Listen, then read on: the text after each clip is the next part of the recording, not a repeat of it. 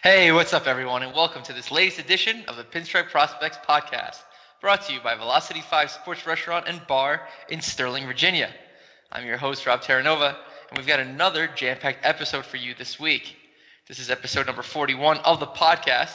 We'll be talking about the new Rail Riders coaching staff, the Yankees' list of 20 non-roster invitees to spring training.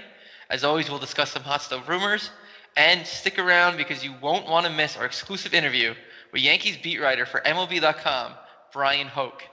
Before we get to all that, let me introduce our panel for this week. A couple of guys that you're familiar with if you've watched this or listened to before. Joining us from Scranton, Pennsylvania, our Scranton Wilkes-Barre Rail Riders beat reporter, Tommy Romanelli. Tommy, how you doing? Well, as an Eagles fan, I'm flying pretty high right now. So it's been a good week. And I really enjoyed getting to talk to Bryan. So everything's great. We are really looking forward to that interview, and we'll check in with you a little bit later about that.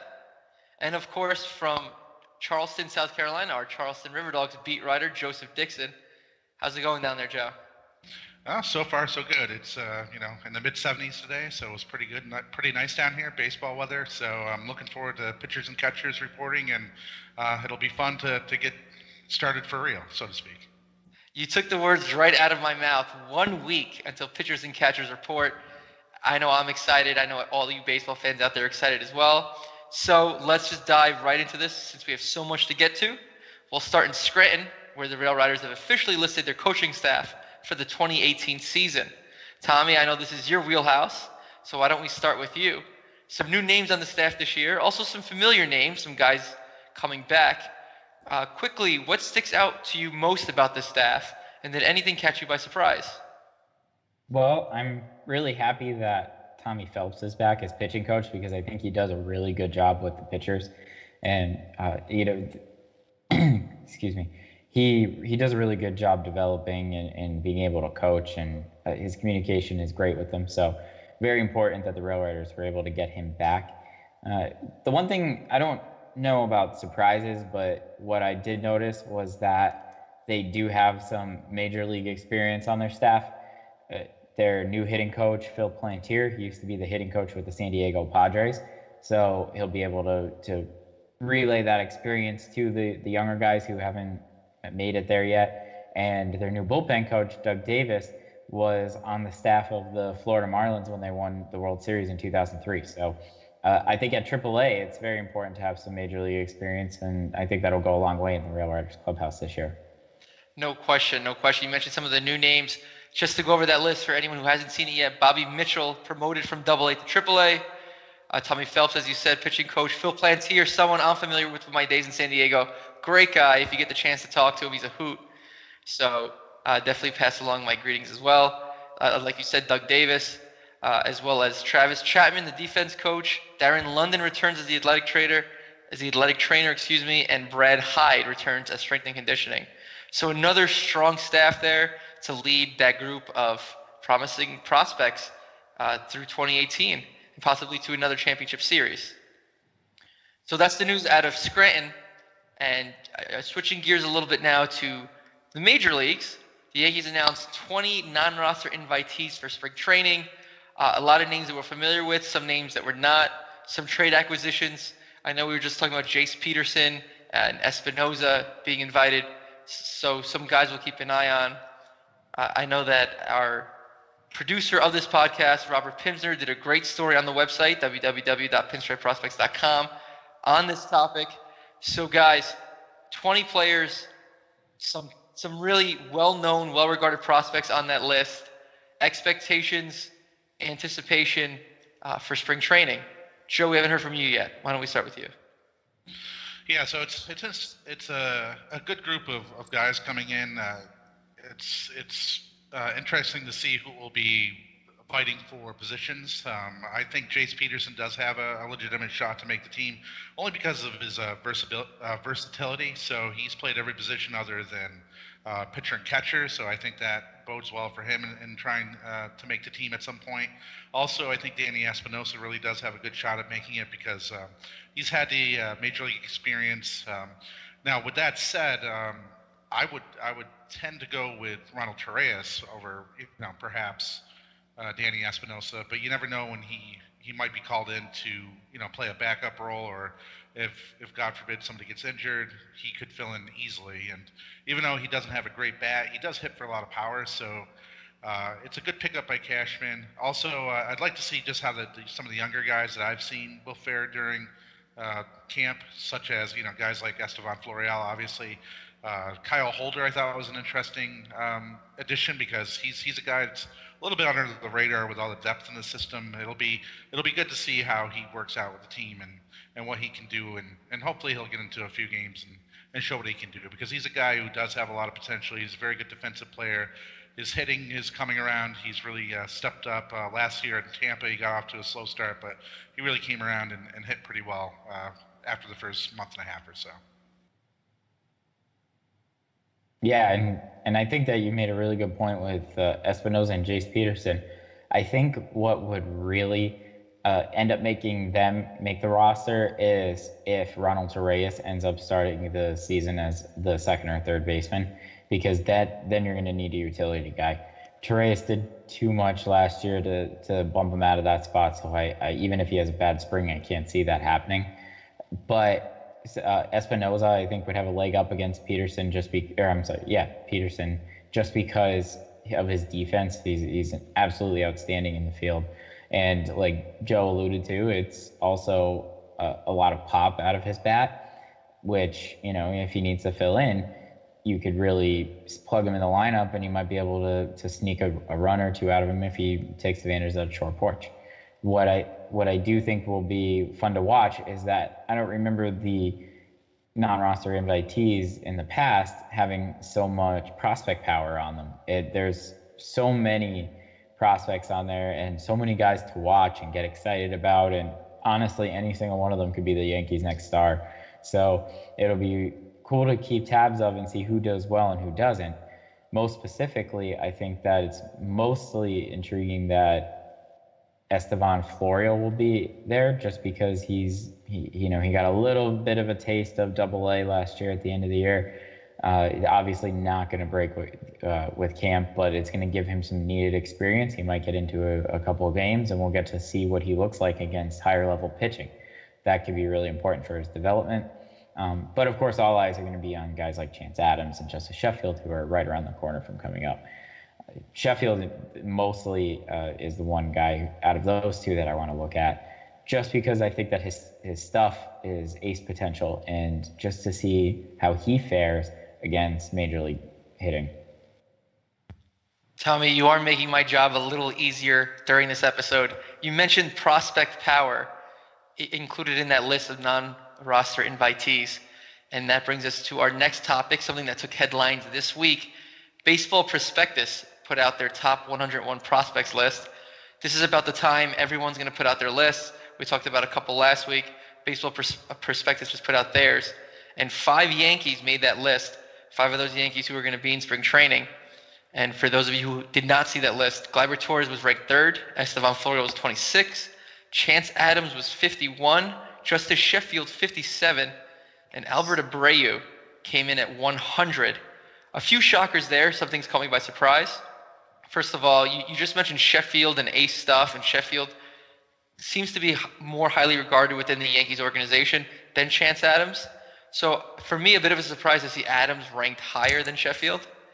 Also, to see Albert Abreu all the way back in ranked at number 100 kind of was a head scratcher.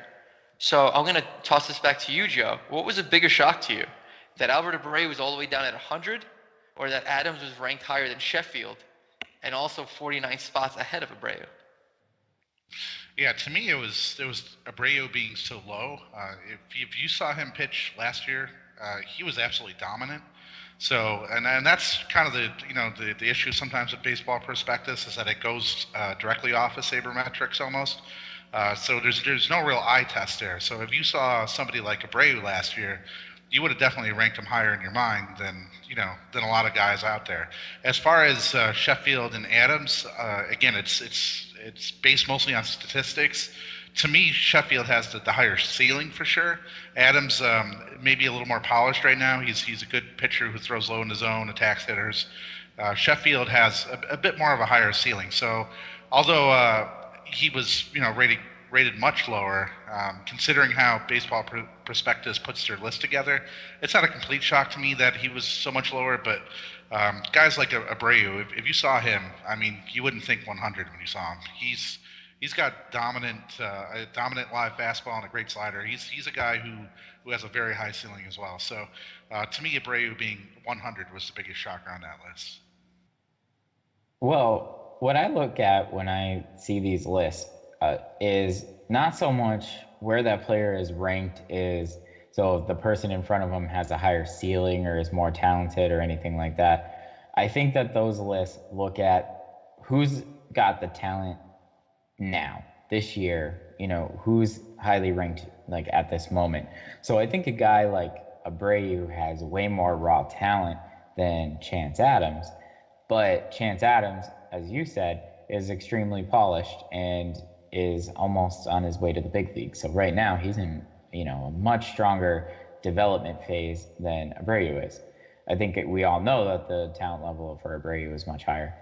But the other thing that has been kind of interesting to watch is all these different lists have these players in different spots. And normally on these lists, everybody's close to agreement within like 5 spots maybe. But the Yankees have seemed to jump all up and down these lists. So I don't know if that's just because the Yankees know these players better and guys like us get to see them on a daily basis or not. I really think that's another thing is how often do these people who are making these lists actually get to watch these guys play? I think that would be a bigger factor. So there's not too many surprises, but I agree.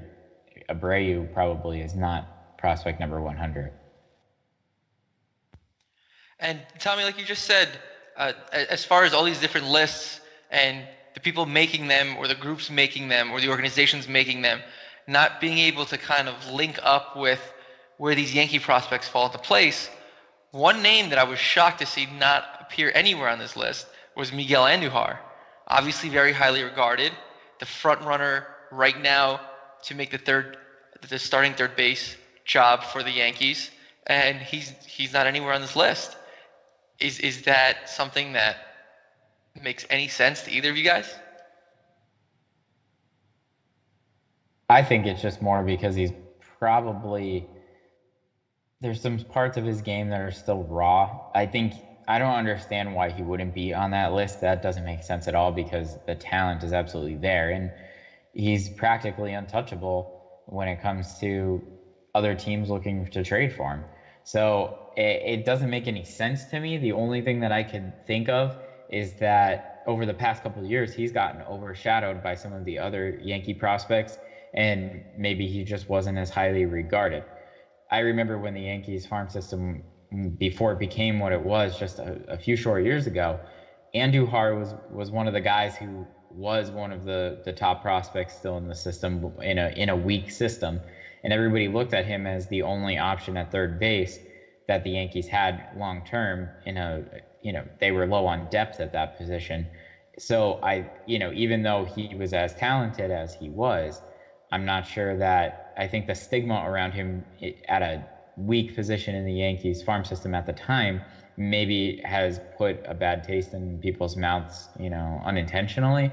But honestly, there's no excuse for why he wouldn't be on a top 100 list. It's pretty clear. Yeah, just to throw this in, he's on the brink of being the starting third baseman for the Yankees, and he's nowhere on the top 100 list, which is kind of crazy to consider. You said it. Crazy. Absolutely agree with that, Joe. It's just crazy. That was the one thing that I saw this list and I scratched my head. Aside from the Adams and the Sheffield and the Abreu spots, I was like, kind of missing someone there. But not our list and something that they put together and they believe in. So we'll see how the whole thing shakes out.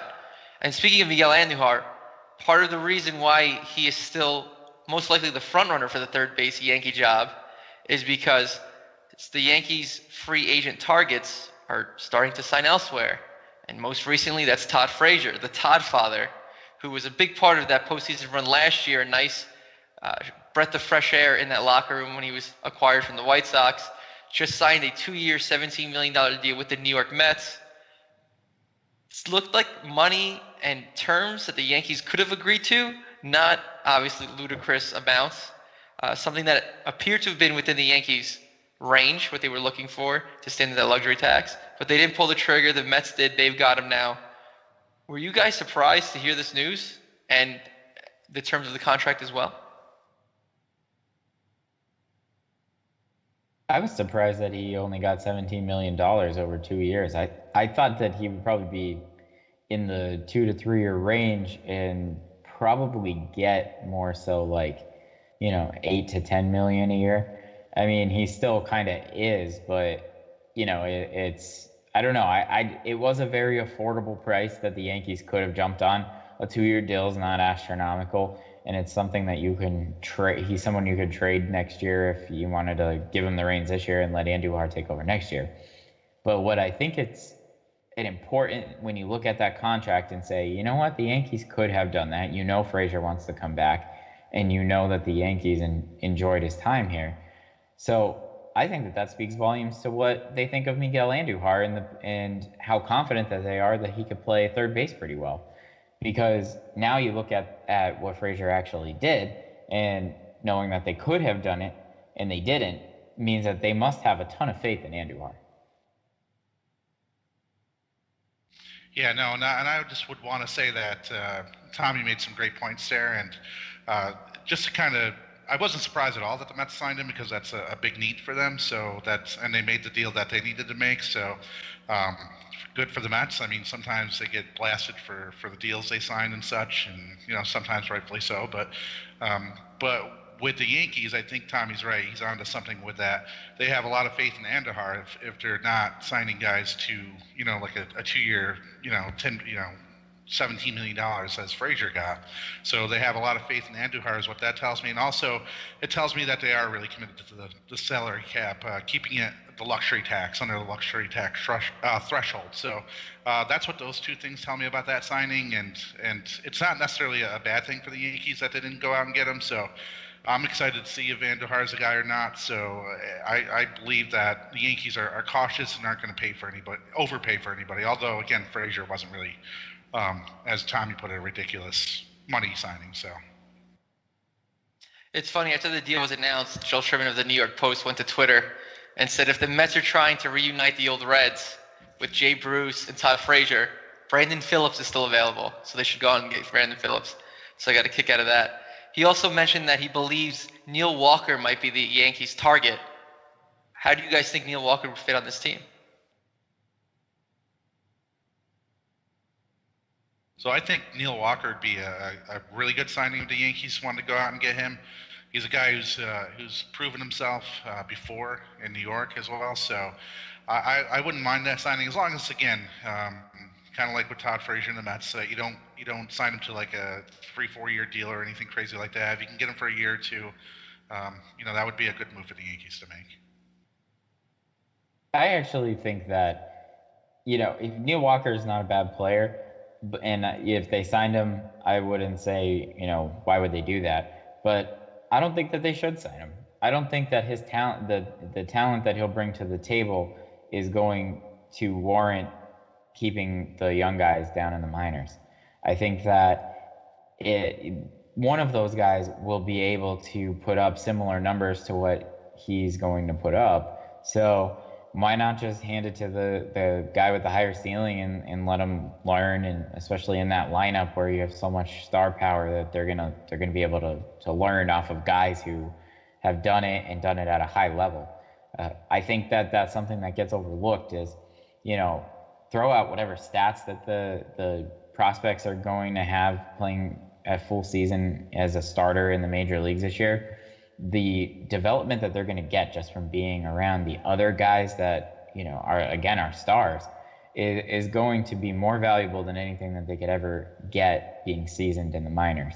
So I think that if you're going to bring in a veteran presence, it shouldn't be somebody like Neil Walker where, it's just going to be like a mediocre second baseman. Go with the young guy at that point. It will be interesting to see how this whole thing shakes out. We will keep you up to date on that. And don't forget to stay up to date on all of the Yankees prospect news on pinstripeprospects.com. Always updating with fresh content that you can't get anywhere else. I know that we just completed our top 75 prospects list. So if you haven't checked that out yet, be sure to check that out right now. Like I said, always new, exciting, fresh content of the Yankees farm system. I know that right now we're doing scouting reports, and there is a fresh scouting report on pitcher Dylan Tate. If you haven't read that yet, be sure to check that out. As well as, and Joe, I'm going to bring you back in here, a wonderful story about new River Dogs manager Julio Mosqueda. Joe, I saw that you put a story together. Well, what can you tell us a little bit about Julio? Well, Julio, he's a guy who actually I saw him play with the Syracuse Chiefs back about 20 years ago. He was a catcher with the Chiefs. He also ended up in the Yankee system with Norwich and Columbus, I believe. He's a very engaging guy. He's a very intelligent guy. I had a chance to speak with him during the River Dogs 14th annual hot stove dinner. So he's a very engaging, intelligent guy. He's excited for the players that he has coming on board for next year. A lot of the Staten Island Yankees from last year will be with him, so it'll be interesting to see that bunch play up here in Charleston. I really enjoyed talking to him. Of course, he was late. Nobody could find him for a little while, but that seems to be kind of Julio's style in a way. But he was a very gracious and very good guy to interview. He's quite interesting. Did have a chance to get to know him in Staten Island this past season, and everything you just said, spot on. Just a fantastic guy, charismatic guy, great coach. Really sticks up for his players. You see the loyalty with his players, and that'll translate at any level. So we wish him the best of luck, and I know you'll have a great time getting the chance to cover him this season. So we look forward to your coverage of the River Dogs in 2018. But staying on the topic of fresh and now exclusive content, something we mentioned at the top of the podcast, our exclusive interview with Bryan Hoch. Bryan Hoch, of course, is the Yankees beat writer for MLB.com. And Tommy, you had the chance to talk to him not only about his new book, but a variety of other things. So what can you tell us about this interview? Yeah, well, I really enjoyed getting to talk to Bryan. He was a really great guy to talk to. He gave a ton of great insight into the Yankees and their organization. He also just recently came out with a book that you'll hear about. It's called The Baby Bombers. So I think that the fans are going to really enjoy getting to hear from a guy who covers the Yankees every single day for a site like MLB.com, and just really get a lot of insight from what they could expect from the team this year. So we're here with MLB.com's Yankee beat writer Bryan Hoch. Bryan is the new author of the book The Baby Bombers that has just released. So we're going to be talking with him a little bit about that and some recent Yankee news. Bryan, how you doing? Doing great. Thanks for having me on the podcast. Yeah, very, very happy to have you here. And again, thank you for coming on to talk with us. Sure. So I just wanted to start off by asking you, I know you're in Tampa now. How are things down there? Well, it's, they've got a pretty representative crew down here. I'm surprised that so many of the big names have showed up so early. You've got Aaron Judge here and Greg Bird, and Luis Severino threw a bullpen today, and so Larry Rothschild was watching that. Labor Torres has been working out. So you've got a lot of the big name stars that people are really excited about seeing. They've gotten a head start down here. I think, the success from last year, the fact that these guys are still young and want to make a good impression, for a crew like that to be here 7 days before pitchers and catchers have to report, I think that's pretty impressive. Yeah, definitely. I knew a lot of the players were down there. I was surprised to see Severino was there, but I didn't realize that Bird and Judge and all of them are. Is that typical of a normal spring training? Going back to when the Yankees were more of a veteran team, I feel like a lot of guys waited until they absolutely had to be here. You'd see guys showing up a day or two ahead of time. I think this is really an example of how young and hungry these guys are. And they had a lot of success last year. They were one win away from the World Series. I think that fired up their appetites. They want to hit the ground running in 2018. Plus, there's a new manager and a new coaching staff for these guys to get to know, too. So I'm sure that's part of it as well. Yeah, it's a good point, too. Is any of the management down there, or is it just the players so far? Some of the coaching staff is here. Like I mentioned, I spoke to Larry Rothschild today. Aaron Boone should be getting here shortly. A lot of the other coaches, some are here already. Carlos Mendoza is here. He's on the big league staff. Some of the other ones are going to be filtering in over the next few weeks, but they've got a lot of their minor league coaches here, and there's a ton of guys working out over the Himes Avenue complex, which I was really surprised to see, considering it's, first week of February. You would think a lot of these guys would want to spend an extra week at home, but they have made the trip down here to Tampa. There is stuff to watch at the complex. Great. And I'm not sure, actually, this early in the spring, are you actually able to watch, their BP and bullpens? As much as I can see through the fence, yeah. They keep us at arm's length, but we're out there on the sidewalk a lot of the time with the autograph hunters. We're trying to get interviews that way, peeking through the outfield fence. So it's like the old school, I guess. Those press passes don't come in handy until about a week from now. So we're getting as much as we can, I promise you that. But it's a lot of legwork and, for a little reward. Yeah, the one thing that it was pictured in my mind when I even asked that was all the pictures I see go across Twitter of just like through a fence. So yeah, I didn't know if you were at that level of the spring training yet, but you do the best you can with what you have. And so if I'm looking through the center field wall with an iPhone, sorry, that's what it is. Hey, that's just excellent reporting. You're dedicated. So just to get into the team a little bit, there's a lot of questions coming into spring training, obviously, and it's been a slow winter in terms of baseball, but the Yankees have always had the eyes on them, of course. Biggest ones are probably for second and third base. Right now they have a really talented crop of prospects, some rookies and some, that have some major league experience. Do you expect them to go into the year with these guys, or do you expect a veteran move coming? I think as far as with Torres at second base, there's some service time concerns there. I think he's going to be ready to hit the ground running. I think he's going to do what he did last spring and really impress everybody in camp. But, when you start to think about the contract status, I believe it's if they keep him in the minors until April 14, they get an extra year to delay his free agency. So does it really matter? Is it worth 16 games to have an extra year of Gleyber Torres? Probably. So I would expect he's going to play a big part of the Yankees this year, whether he's on the opening day roster or not. I think that remains to be seen. I think Andujar can play at the big league level. I really do. I think that this kid I think he's hitting 571 for his lifetime in the majors. So I would expect that to come down some. But I think the point is, yeah, he can handle big league pitching. They think the defense is getting better. He's worked very hard on it. So they've made some moves. They've picked up guys like Jace Peterson and Danny Espinosa, these guys who have done it at the big league level. Ronald Torres obviously coming back. Maybe Tyler Wade fills in a little bit. But I think the Yankees really do believe Torres and Andujar are going to play a big part of the future. Whether they're in the opening day lineup or not, I'm not sure. But I think they're going to be a big part of the Yankees in 2018. Yeah, absolutely. And the one thing I could say about Andujar is he really does, put a lot of focus into making sure his defense can get as best as he can get it. I've seen him here in Scranton and he's been working out at first base and third base, and he really did come a long way on the field. So I think that he'll end up being serviceable there for sure, at the very least average. I agree with you, his bat is there. So I wouldn't be surprised at all if, I think if either of them are going to crack the opening day roster, it's going to be Andujar.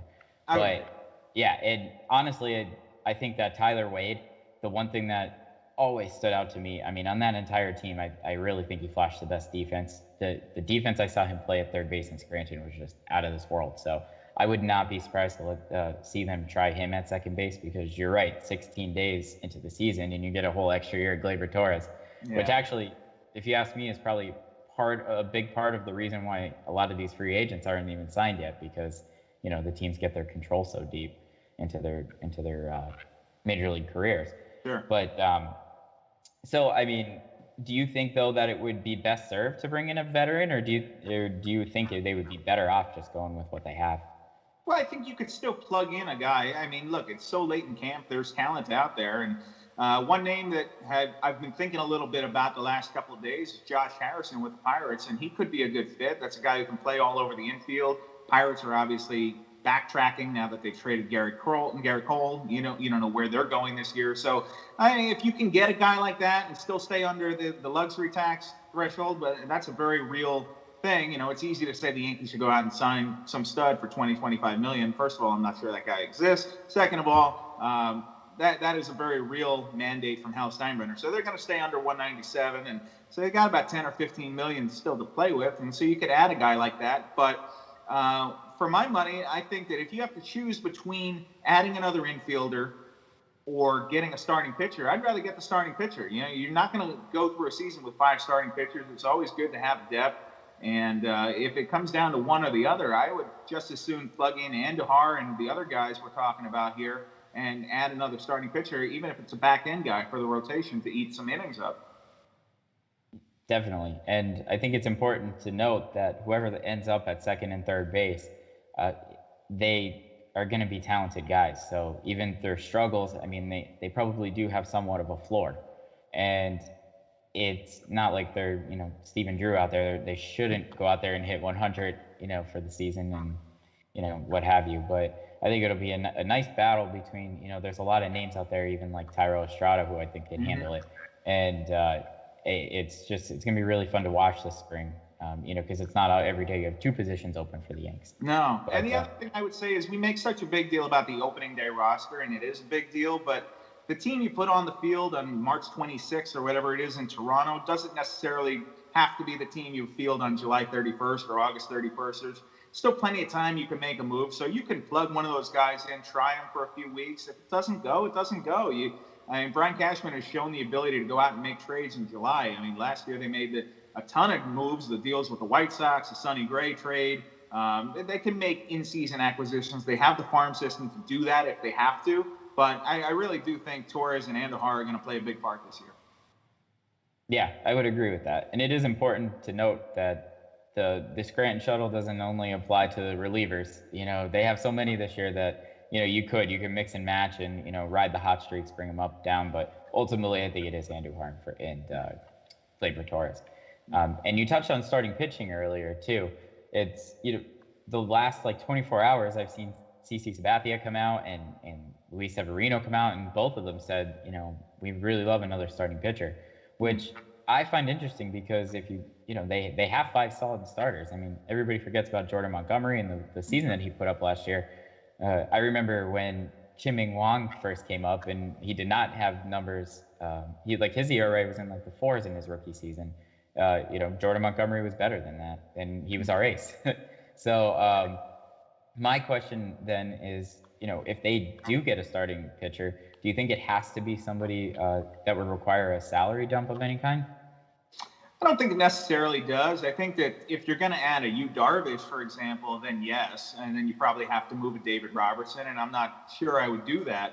But I think that there are going to be – look, this has been a weird free agent market. The fact that we're here in February and there's so many guys like that still on the radar – you've heard names like Alex Cobb. They've touched base with trades for guys like Michael Fulmer and Patrick Corbin with the D-backs. And so those haven't really gone anywhere. The fact that they haven't added a starting pitcher, it hasn't been because they're not trying. I think that it's just been tough to do it this year. And it might wind up being something that you have to do in May or June. But, Larry Rothschild today, as I mentioned, I was talking to him about that. And he said it's very rare you get through a season with 5 starting pitchers. You're lucky if you get through with 10. They had 11 last year. I looked it up. So I think that you're going to call on that depth. And so the next wave of guys like the Luis Cessas, who we've seen at the big league level, maybe Chad Green goes back to starting. Chance Adams, I mean, when's he going to get a shot here? A lot of people have talked highly on him. They think he's close to big league ready. I wouldn't be surprised at all if he winds up being a guy who comes up and makes 10 starts, 15 maybe, who knows. I think that Montgomery, you've got the other 4 there. It's the same starting 5 that got you within a win of the World Series last year. So, and with a power bullpen like that, you don't really need to ask a whole lot more than 5 or 6 innings out of those guys. I think they can get by with what they have, but you always want to add if you can. Mm-hmm. And to your point there, when they were when all the rumors were circulating about getting someone like Garrett Cole, and this is something I do want to touch on a little bit later, but the name Chance Adams came up a lot, and the one thing that I was thinking was, if you get a guy like Garrett Cole, you want to be careful of blocking some of these higher talented pitchers, because they really do have like 3 or 4 guys that could be up in the next year or two and really make a difference on the team. So obviously it's more about what can help the team now and in the future. So, and you don't know what those guys are going to be like, but I just thought that might have been a fear of keeping those guys in rein. But you're absolutely right. It's you don't get through a season with 5 starting pitchers. No, and they're kind of blocking somebody right now with Clint Frazier too, with the Stanton trade. I think that the fact is, you look at Clint Frazier and it's like, where's that guy? He's probably 5th or 6th on the depth chart, and he could play for a lot of big league teams right now, but with the Yankees, with Brett Gardner and Aaron Hicks and Jacoby Ellsbury and Aaron Judge and Stanton, I mean, it's an embarrassing wealth of riches for the Yankees in the outfield, and that just leaves a guy like Clint Frazier on the outside looking in. So if you can avoid doing that on the starting pitching front and cycle one of those guys in like a Chance Adams, maybe you want to try that. Mm-hmm. And one thing that I did want your opinion on was, since you brought up Clint Frazier, in my opinion, I thought that going after Garrett Cole, even though his talent is off the charts, don't get me wrong, but there were some concerns with him, especially the home run mark that he gave up. He's had a couple down years the last 2 years. So my thing was, though, if they were going to trade Clint Frazier, I actually thought that he would be more valuable to this team long term. And the reason why I say that is because maybe a year or two down the road, I really don't see both Judge and Stanton being able to play left and right. So that's going to, Gardner's getting older. You don't know what's going to happen with Ellsbury and Hicks. They're always question marks. So I feel like that left field spot, especially since in Yankee Stadium, it's like playing another center field, would be, you need a guy who's going to be able to cover that entire field, and you need him to be productive. And honestly, I think that Clint has 5-tool potential. So, do you feel like, he'd be a valuable piece, and maybe, where do you see his spot on the team down the line? Oh, yeah. I think there's a reason that 29 other teams would probably love to have a guy like Clint Frazier in their outfield. And if he winds up being a piece that the Yankees move, I think it's going to have to take a significant return, a guy like a Cole or one of those coveted trade pieces. But they're just as happy to keep him. Even if he begins the year down in the minors, I don't think he'll stay there all year. Remember, he wasn't even their first choice to call up last year. They wanted Dustin Fowler ahead of him, and Fowler had that injury in Chicago that probably was the worst thing I've ever seen on a baseball field. It really was. And but it created an opportunity for Frazier. He came up and joined the team in Houston and had a big game there. And he really did show a lot of why the Yankees and the Indians before them were so excited about him as a player. And you're right in terms of his talent, his ceiling. He's got a little chip on his shoulder, a little flash, which is not a bad thing. He's definitely got some sizzle to his game. It's fun to watch. He's exciting. And so I think that he's definitely going to have a solid major league career. Whether that winds up being in New York or not, I guess we'll find out soon. Yeah, definitely. And moving along the outfield lines, Jacoby Ellsbury obviously is probably the biggest question mark on the entire team right now, like how he fits in at all. You do have Hicks, Judge, Stanton in front of him, Gardner. Where do you see his role even being this year? I think he's going to have to come into spring training and fight Aaron Hicks to win that center field job back. And I think he's going to be motivated to do it. I'm not sure if he can outplay Hicks, but we'll see. And look, the Yankees would love to find somebody willing to take on that contract, but I don't think anybody's knocking down their door to take on $63, $68 million. So I think that Ellsbury's still got some. Look, he was a pretty decent player for them. He was one of their better players in September. Let's not forget the concussion issue last year, which I think really did affect his game. Before that, he was playing pretty well. So, look, this is not a guy who's done and washed up. I mean, he can still play. Is he their best choice in center field right now? I don't know about that. I think it remains to be seen. I would expect that Hicks is going to be the opening day center fielder unless Ellsbury has a fantastic spring. But can Jacoby Ellsbury be your fourth outfielder, a left-handed bat off the bench? I guess he can. I guess he has to be. I would think that Brian Cashman's still looking to move that contract if he can. But remember, Ellsbury's got a full no trade clause, so that complicates it too. So that was a long way of answering. I'm not quite sure what his role on this team is, but he's going to be on the team, so Aaron Boone's going to have to find a place to use him. Yeah, definitely. And you're right. I mean, he's not a washed up player. You know, he really has a lot in the tank. He showed it, you're right, in September. I mean, yeah, he had some of their biggest hits in September. But I think what really hurts him is his lack of power. And, you know, Hicks obviously got a ton of power, a ton of talent. And obviously it's hard to take that arm out of center field. Yeah. So I think that even if Ellsbury, you know, if Ellsbury plays a little bit better than Hicks, I think Hicks still gets it just because of those two factors. But, you know, I think that the only way that Cashman's going to be able to move him at this point is if he attaches him to, you know, a prospect and just says, here. Yeah, and the Yankees would have to eat a ton of that salary, maybe at least half of it. But as far as the Yankee fans are concerned, I think at this point you have to forget about the money because it's spent already. And don't look at the contract and say, oh, my God, he's so overpaid, this and that. Who among us would have turned down a contract like that? So you want to blame Brian Cashman for giving him the contract. I think that Cash would be okay with that. But as far as Aaron Boone has to look at the lineup card, he can't look at salaries. He just has to play the best guy for those positions. And if it winds up being Hicks, as you mentioned, better arm, probably better defender, switch hitter, a lot more versatile for that lineup, then that's what you have to do. And you find a place to work in Ellsbury where you can. Yeah, and I do find it funny when you see fans blaming the player for their contract, because you're right. I mean, I'm certainly not going to be turning down $154 million, and nope. You know, it was just bad evaluation, you know, on the Yankees front office part, whoever that may be. It might not even have been Cashman. And to be honest with you, I feel it was probably a little reactionary too, because they just lost Cano. So it's you know, but whatever. It's just like the last few years. They're going to have to get through these contracts that they signed and, you know, go from there. But best case scenario is Ellsbury lights it up early season and, you know, just like Chase Headley, his value goes up and you can trade him then. So could happen. Yeah, absolutely. But moving on from there, so spring training is obviously right around the corner. What are you expecting this year? Anything surprising? Anything or just typical spring? I think there's going to be a lot of home runs hit. I think this lineup is going to be pretty awesome to watch on a day-in, day-out basis. I know that I just heard a lot of the games are already sold out here at Steinbrenner Field. So I think that you're going to see a crush, not just from the media, because you're going to see that for Stanton and Judge in the same lineup, but I think the fans are going to come out in force, and the Yankees are going to be an attraction both at home and on the road. And after a couple of years where that wasn't necessarily the case, you know, the Yankees haven't been selling out in spring training since the Derek Jeter farewell tour.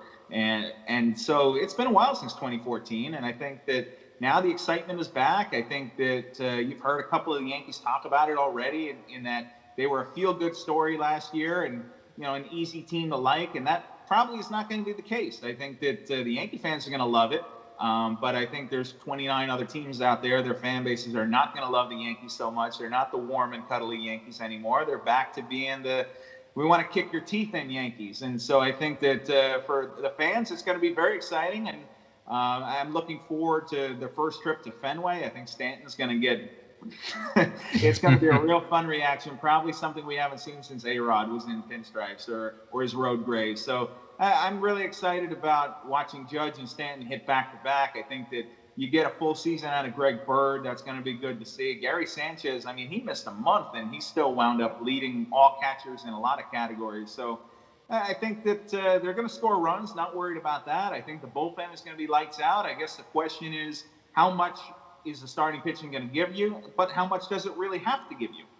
So they're going to score a lot of runs, and the bullpen's going to lock the leads down. So as long as their starters keep the team in the game, I think they should have a really good year, and they're going to be fighting for the AL East all summer long.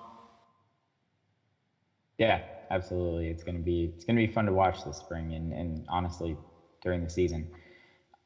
So spring training, we know the stories to watch.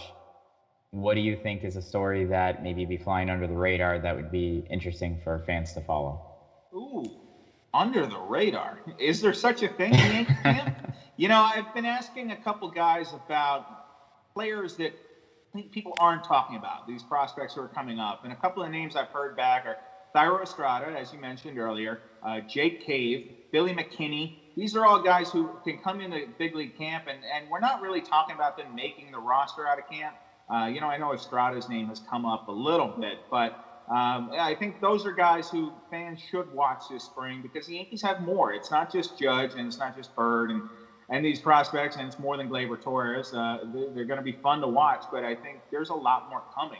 And you're really just seeing the tip of the iceberg of what this Yankee farm system can produce over the next few years. And as fun as 2017 was to watch, I think the storyline is they're going to be a better team in 2018. At least on paper, they should be. And we might look back in 5 years and say the 2017 Yankees were the weakest team in that era. So I really think you're starting to see a new dynasty forming here. I know that's a lot to live up to. I know that nobody's really going to replicate 4 World Series in 5 years. I don't think they're going to do that, what the Jeter and Posada and Pettit and Mariano did. But they are going to be a very competitive team in the AL East. I don't think anybody's looking forward to facing the Yankees, and it should be a real lot of fun to watch this develop over the next few years. Yeah, and you made a really great point there. The one player that I have been keeping an eye on myself is Billy McKinney. He tore it up here at Scranton, this year.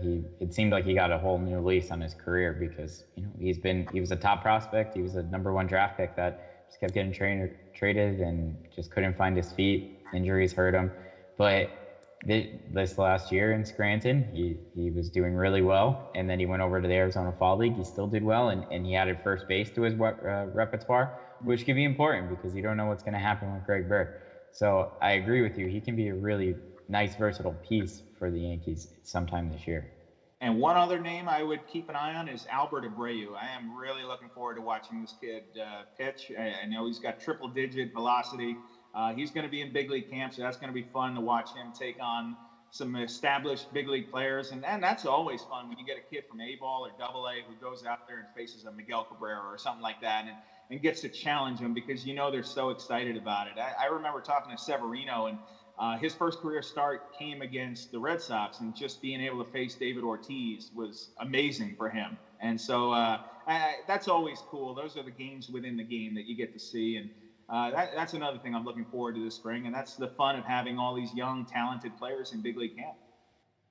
Yeah, and one little anecdote here for you for Albert Abreu. So right after the Yankees acquired Stanton, and everybody was bashing the Marlins because they went and didn't get anything according to fans and whoever that in that trade.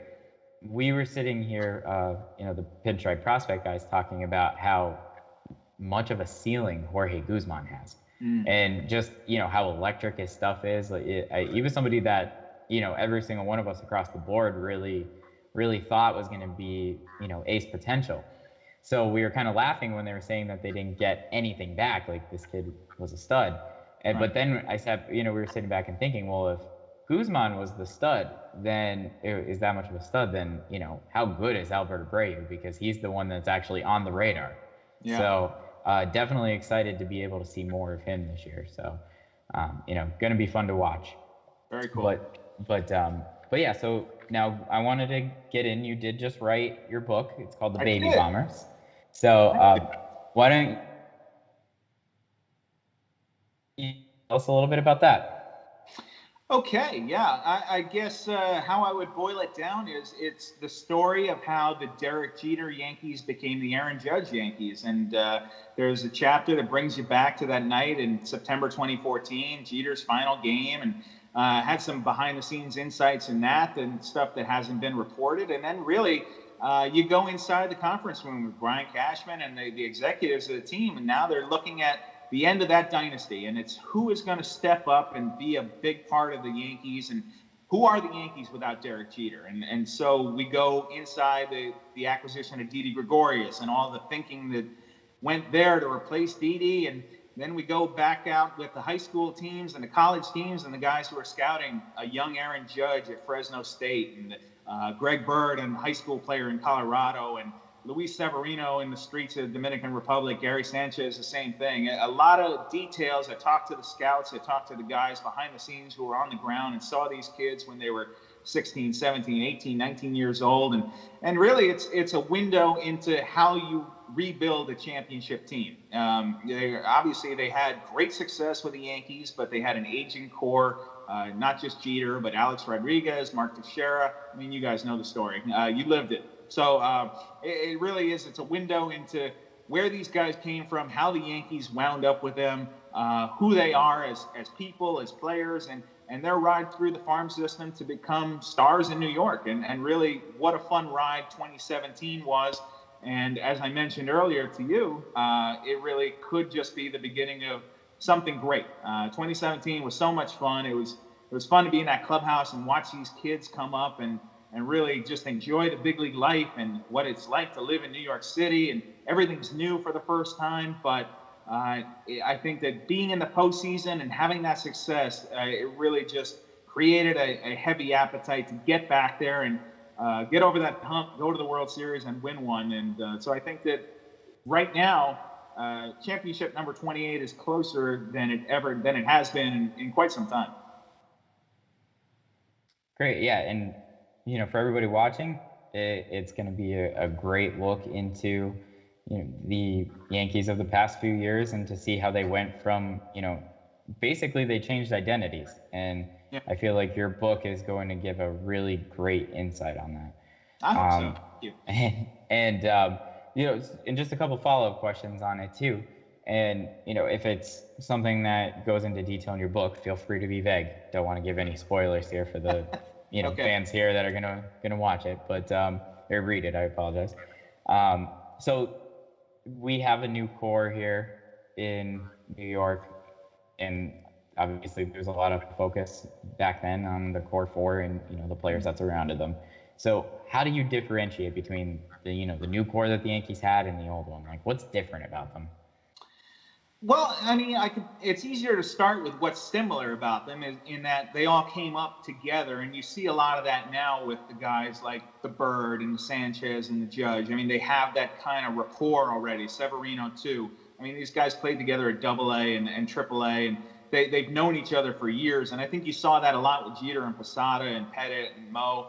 I mean, Jeter and Posada were living in an apartment and commuting across the George Washington Bridge to games in 1995. So I think that you're starting to see that here. How is it different? I think that, look, nobody ever hit 52 home runs in their rookie season out of the core four. And so I think that you're looking at Judge is almost a superhuman guy, 6'7", football player build. The core four didn't really have that, not at least in that group. So I think that that's a different part, but there's similarities too. I mean, it's in the book about how similar Jeter and Judge are and the comparisons between them. And I think I sensed that even before Joe Girardi said it. I remember thinking back, it was about 2 weeks ahead of time, and I was talking to Judge, and I said, this guy's kind of like Jeter a lot. And then Girardi said it in the press conference. I said, no, and I guess that read was on. So I think that, you're looking at a different crew here. Is Severino Andy Pettit? No, for a lot of different reasons. Is Gary Sanchez Jorge Posada? I mean, there are some similarities, but I think that Sanchez's power is going to be better than Posada's. So there's definitely some parallels you can draw between the two. But I mean, that was a heck of a run of success that the core four had. That's a lot to put on these kids to expect that. I think that Yankee fans should just buckle up, enjoy the ride. These kids are going to do some great stuff on the big league stage. Whether or not they win 5 world championships, we'll see. But that's a lot to ask. I think that start the goal at 1, and we'll see where they go from there. Yeah, absolutely. And touching on Brian Cashman a bit, so I feel personally, I mean, I could be completely off on this, but I think that the early stages of his Yankee career has been more so the strategy was, go out, buy the free agents, stack the team, sell tickets, win World Series. Obviously, the last one didn't work out, but I feel like now is the first time we're actually getting to see Brian Cashman and the team that he would be able to mold in his image. What are your thoughts on that? I mean, do you feel like this is the first time we're actually getting to see him? I think there have definitely been some teams that had fingerprints that were not Brian Cashman's on them, and whether that was coming from above with George Steinbrenner, I mean, that certainly happened where he was ordered to sign certain free agents, and we can go back through the late 90s and the early 2000s, and so no, I think that there were some times that he was overruled from above and was told to sign a certain player, and there were also times in more recent years. Remember, he didn't want to sign Rafael Soriano. Randy Levine got that deal done, and Cashman was very upfront at the press conference and basically said, look, he will help our team, but this wasn't my call. So I think you're seeing less of that now. They've given Cash more autonomy. I think that teams are getting smarter in the way that they build teams, and look at the way this free agent market is going. I think that teams are less likely to give money to the big plodding slugger who, the Jason Giambi type, or really the Chris Carter type from last year. Look at it. He hung out there, and the Yankees picked him up for $3.5 million. He didn't do a whole lot, but that was the National League home run leader. So I think the teams are getting smarter with the way they build teams. They're valuing on-base percentage, and the analytics are better than ever. I think that team building has changed a lot over the last 5 to 10 years. The Yankees are at the forefront of that, and they knew that this wasn't working the way they had it. That's in the book as far as the sell-off in 2016, where the Yankees looked at their roster. Cashman realized they were not good enough to win a World Series as they were, and the best thing they could do is tear it down as much as they can. The Yankees are never going to do what the Cubs or Astros did and totally tank, because they have too many reasons to keep winning games in New York. So you're never going to see that in New York, and Hal Steinbrenner won't allow it. But what they did was they traded some of those assets, the Andrew Millers, the Carlos Beltrans, later the Brian McCanns. They got as much talent back, and that really accelerated the process, and that's why you're seeing what you're seeing right now. Yeah, and one thing that I know that you did touch on in your book is the actual mindset of the Yankee fan and how it shifted from going, always wanting to sign that high price free agent and screaming when, the Red Sox got it, who are we going to sign now? Now you look at the fan base and, they don't want to give up the prospects and, don't sign that guy or, he's going to block this one. Like, it really has been an entire shift in the mindset for the fan base, which I find extraordinary. How do you think that they were actually able to do that, to be able to shift the mindset of the fan base like that? Well, I think the fans are smarter now than they ever have been, and it's not just what the mainstream media produces, but what guys like you do. I mean, you're diehards. You are scouring the minor league system. The players in AAA and AA and Single A. You're growing up with them, basically. You're tracking their entire careers, and that's something the fans weren't really doing in the 1980s and the 90s. I mean, you would look at the baseball cards on the floor and look at batting average, home runs, and RBIs, and that's how you evaluate the player. So I think that the fans now are smarter than they have been. I think that they understand the value of building from within. As I mentioned, you've seen the Cubs and Astros have success doing that by getting the draft picks, by being strong on the international market, really maxing out what they can pick there.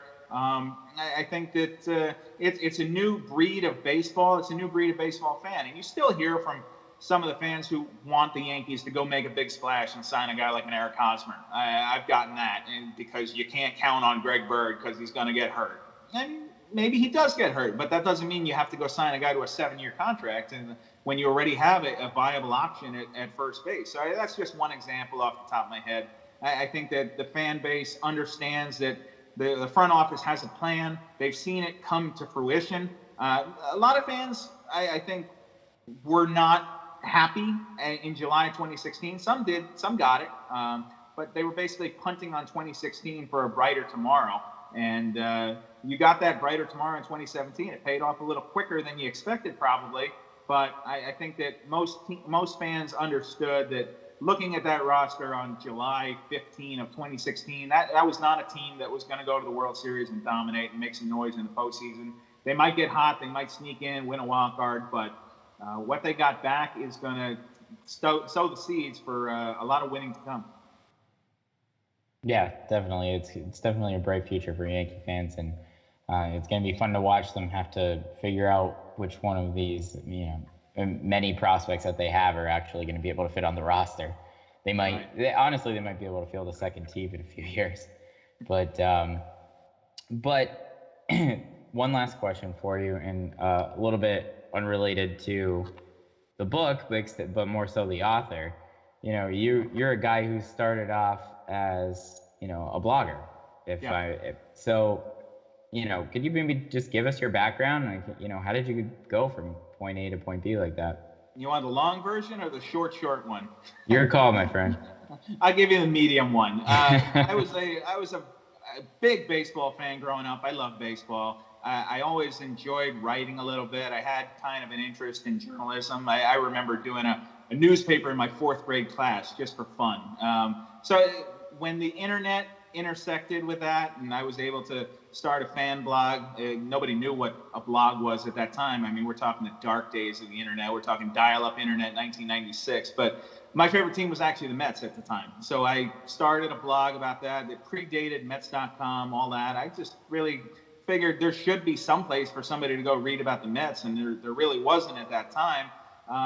It was successful. It gained a readership, a following.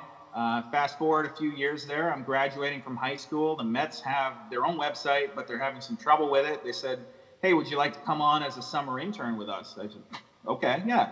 Yeah. I mean, it was great. I got to go to the World Series. I got to see Mike Piazza fly out to Bernie Williams to end the World Series there. I was in the offices at Shea Stadium for that one.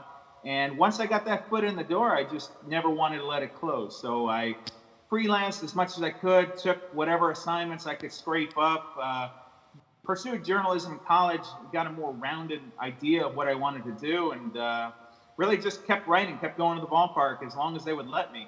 And I was covering the winter meetings in 2006, freelancing for MLB.com. I had been covering the Mets, the Yankees, the road teams that came into New York, and I heard that the Yankee beat might be coming open.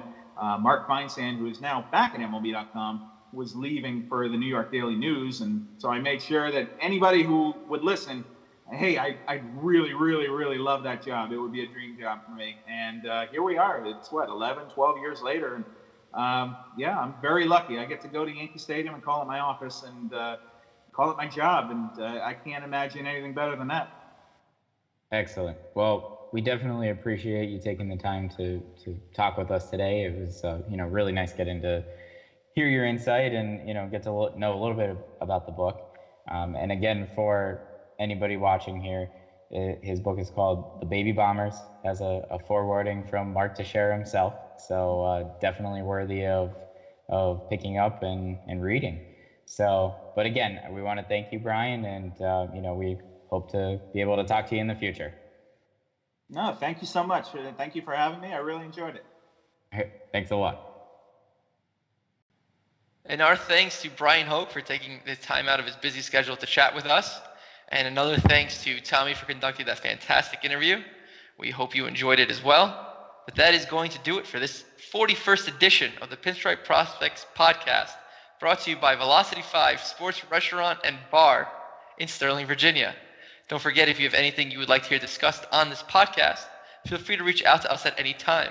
You can contact our managing partner and executive producer of the podcast, Robert Pimsner, at rob@pinstripeprospects.com, or reach out to me, R. Terranova, at pinstripeprospects.com. Also, please don't forget to follow us all over social media. You can find Pinstripe Prospects on Facebook, Twitter, and Instagram. We also ask that you please subscribe to this podcast on iTunes or the Google Play Store. And if you feel inclined to do so, please give us that ever important 5-star rating.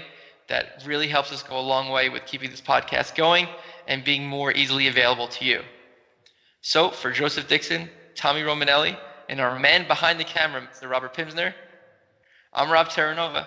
We hope you enjoyed this episode of the Pinstripe Prospects Podcast, and we look forward to checking in again with you next week. Until then, we are gone. We are out of here.